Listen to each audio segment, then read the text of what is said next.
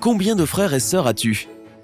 Pourrais-tu imaginer partager une maison ou une salle de bain avec 68 frères et sœurs ?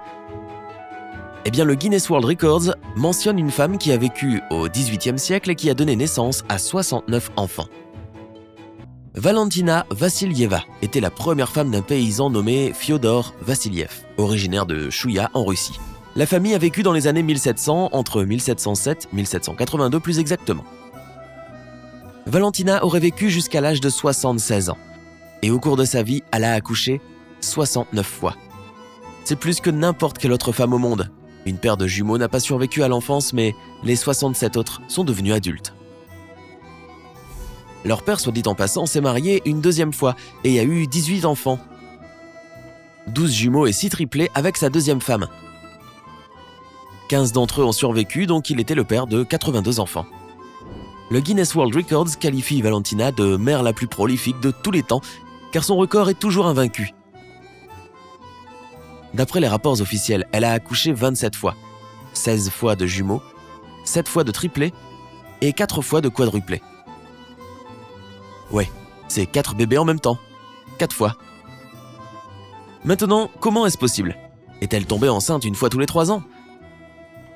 Cela aurait facilité les choses pour Vassilieva.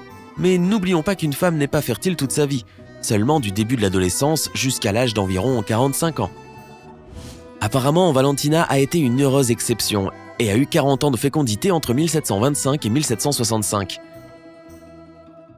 En faisant le calcul, elle avait environ 1,5 ans entre chaque grossesse. Cela peut sembler suffisant à première vue, impossible à deuxième vue et vraiment douteux à troisième vue. Alors faisons d'autres calculs. Tu sais peut-être qu'une grossesse moyenne dure 40 semaines. Cependant, plus il y a d'enfants dans l'utérus, plus il y a de chances que le moment de l'accouchement soit plus précoce. La BBC, qui s'est intéressée à la question en estimant qu'elle aurait fait la une des tabloïds de la Russie du XVIIIe siècle, a fait quelques calculs pour nous. Ils ont estimé que Vassilieva aurait pu avoir 37 semaines de grossesse avec les jumeaux, 32 semaines de grossesse avec ses triplés et 30 semaines de grossesse avec les quadruplés. Si tu additionnes tout ça, tu obtiens 936 semaines. Il y a 52 semaines dans une année, donc si tu divises les chiffres qui en résultent, tu trouves 18 ans. Cela signifie que Vassilieva a passé presque 2 décennies de sa vie avec des petits humains nichés dans son ventre. C'est beaucoup de temps d'envie folle de fraises, de cornichons et de crème glacée. Bien que théoriquement, Vassilieva ait eu assez de temps pour porter tous les bébés, il y a encore quelques faits qui font que les experts en reproduction remettent tout en question. Tout d'abord, bien que l'ovulation multiple existe bien, c'est-à-dire quand le corps d'une femme libère plusieurs ovules par cycle, ce n'est pas la chose la plus commune dans le monde, et cela ne se produit que dans environ 5 à 10% de l'ensemble des cycles de la femme. Il y a toujours la possibilité que Valentina soit un phénomène unique et très spécial, surtout si elle réussissait à éviter le syndrome du jumeau perdu, également appelé lisse d'un jumeau. C'est un phénomène qui se produit lorsque, au cours d'une grossesse multiple, l'un des embryons est absorbé par le placenta, un fœtus plus fort, ou même le corps de la mère. Le syndrome est assez fréquent dans les grossesses multifétales puisqu'il survient dans 21 à 30% des cas. Deuxièmement, la grossesse et l'accouchement constituent un défi pour le corps d'une femme. Et lorsque les grossesses ont moins de 18 mois d'intervalle, le risque de complications augmente tant pour la mère que pour le bébé. Le corps d'une femme n'a tout simplement pas assez de temps pour récupérer de tous les changements causés par la grossesse précédente et restaurer tous les nutriments qu'elle a perdus. Maintenant, si 2 grossesses consécutives sont déjà risquées, imagine en avoir 27 sans prendre le temps de te reposer. Enfin, imagine la vie dans la campagne russe du XVIIIe siècle. Ils n'avaient pas le luxe de la médecine moderne. À cette époque, chaque grossesse était un risque. Ajoute à cela le fait qu'ils étaient aussi paysans et qu'ils devaient travailler et élever les enfants en même temps en s'assurant d'avoir assez de nourriture et de vêtements pour la famille entière.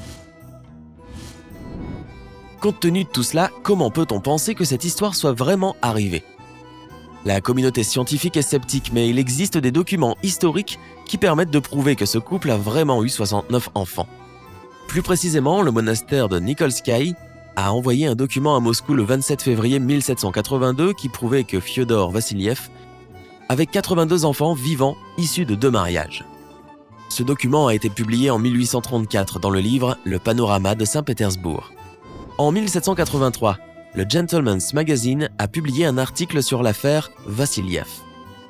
L'auteur dit que cette superfertilité peut venir de l'homme seul ou de la femme, ou des deux conjointement. Mais il est plus probable que la raison en soit à Fiodor lui-même, puisque l'histoire s'est répétée avec sa seconde épouse aussi. En 1878, un article sur la famille a été publié dans The Lancet, l'une des plus anciennes revues médicales du monde. Il a affirmé que l'Académie française des sciences a essayé d'enquêter sur l'affaire et s'est adressé à l'Académie impériale de Saint-Pétersbourg. On leur a dit que les Vassiliev vivaient à Moscou et avaient reçu des faveurs du gouvernement. Les rapports et les articles, c'est bien, mais une image vaut 1000 mots. Il est donc normal que les gens veuillent voir une photo de cette famille impressionnante. Il y a une image populaire que l'on pense souvent être celle des Vassiliev. Mais c'est en fait une erreur. Cette photo montre la famille de l'Américain Joseph F. Smith. Il a été marié 6 fois et est devenu le père de 45 enfants biologiques et 5 enfants adoptés. Et si tu penses que les familles nombreuses appartiennent au passé, tu te trompes. Michel Degard n'a pas donné naissance à 69 enfants, certes, mais 19 est toujours un nombre impressionnant, pas vrai ? Avec son mari Jim Bob, ils sont devenus célèbres aux États-Unis grâce à une émission de TLC intitulée 19 Kids and Counting. Christy Kayson et son mari Dave, en Californie, ont 17 enfants ensemble, et Christy a donné naissance à un total de 18 enfants à ce jour, dont un de son précédent mariage.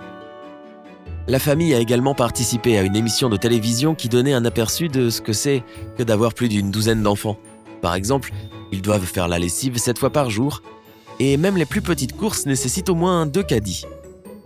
Bringing Up Bates est une émission de télé-réalité qui raconte la vie de la famille Bates, qui a 19 enfants. L'accouchement a dû être un sacré défi pour la maman Kelly Jo, parce qu'il n'y a pas de jumeaux ou de triplés dans la famille. Elle a donc vraiment dû accoucher 19 fois. L'une des questions les plus fréquemment posées à la famille par leurs fans est combien de pizzas il faut pour tous les nourrir. La réponse que la famille a partagée dans leur blog est 9 grandes pizzas à garniture simple. La plus grande famille du Royaume-Uni est celle de Sue et Noel Redford. Le couple a 21 enfants et vit dans une maison de 10 chambres pour s'adapter à cette immense famille, même si les 2 enfants plus âgés ne vivent plus avec eux. Le couple avait prévu d'avoir seulement 3 enfants, mais ils n'ont visiblement pas pu s'arrêter. Et ils sont déjà 3 fois grands-parents de leur fille aînée. Enfin, la plus grande famille du monde compte 180 membres. Ziona Chana, 74 ans, vit en Inde dans une maison de 100 chambres avec ses 39 femmes, 94 enfants, 14 belles-filles et 34 petits-enfants. Même si aucune de ses nombreuses épouses n'a donné naissance à un nombre étonnamment élevé d'enfants, Ziona est toujours père de 94 enfants, et c'est assez impressionnant. Il estime que c'est à la fois un honneur et une responsabilité pour lui de s'occuper d'une si grande famille. Alors, crois-tu l'histoire de la femme qui a donné naissance à 69 enfants ou es-tu encore sceptique à ce sujet ? Fais-nous savoir dans les commentaires. Si tu as appris quelque chose de nouveau aujourd'hui, alors clique sur cette vidéo et partage-la avec un ami. Mais ne pars pas tout de suite, nous avons plus de 2000 vidéos sympas à te montrer. Tout ce que tu as à faire, c'est de choisir la vidéo à gauche ou à droite, de cliquer dessus et de profiter. Reste avec nous du côté sympa.